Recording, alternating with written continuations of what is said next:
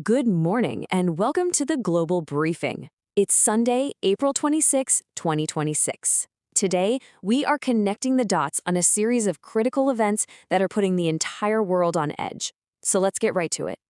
We're going to start right at the heart of the crisis. This is a direct warning from the Iranian government. And really, it sets the stage for a world that is holding its breath as tensions in the Middle East reach a brand new boiling point. So what exactly does this look like on the ground? Okay, first, let's take a look at the diplomatic and military chessboard, because right now every single move carries enormous weight, and the risk of this all escalating is just dangerously high. We're seeing this really dangerous contradiction play out in real time. On one hand, a fragile ceasefire was just extended in Lebanon, but on the other hand, fresh violence erupted. And just overnight, there's been this flurry of high-stakes diplomacy kicking off again in Pakistan. We've got top envoys from both Iran and the United States on the ground, and they are in a desperate push to de-escalate this thing. But make no mistake, this conflict is not staying contained to the region. It's already sending a massive shockwave across the entire global economy. The International Monetary Fund just delivered a very stark warning. They've cut their global growth forecast for 2026, dropping it down to a mere 3.1%. And they're saying this is a direct result of the instability we're all watching unfold. Now, to put that number into perspective for you, without this conflict, the world was on track for 3.4% growth. That difference might not sound like a whole lot, but we are talking about hundreds of billions of dollars in lost economic activity. This is the real, tangible, global cost of this regional fight. The IMF report also points to another really worrying trend, a rapid worldwide scale-up in defense spending. And yeah, that might give a little short-term boost to some economies, but the long-term risks, they're huge. We're talking about things like higher inflation and a lot less money for crucial social programs. And of course, all this economic pressure translates directly into financial risk. So the question is, how are global markets supposed to navigate this new, incredibly uncertain reality? Well, analysts are warning of what they're calling a trifecta of risks. First, you've got this persistent geopolitical instability. Second, the constant threat of energy shocks that could just send inflation through the roof. And third, central banks kind of have their hands tied. They're forced to keep financial conditions tight to deal with it all. For anyone investing, it's an absolutely perilous environment. And here is the real-world fiscal impact. The IMF is projecting the public debt in the economies hit hardest by this conflict could jump by a staggering 14 percentage points in just 3 years. This is not a short-term blip.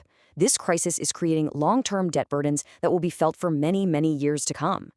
But every crisis forces some kind of innovation and adaptation. And surprisingly, one of the most affected sectors is actually technology. The AI revolution is going full steam ahead, but it is now facing an unprecedented power crunch.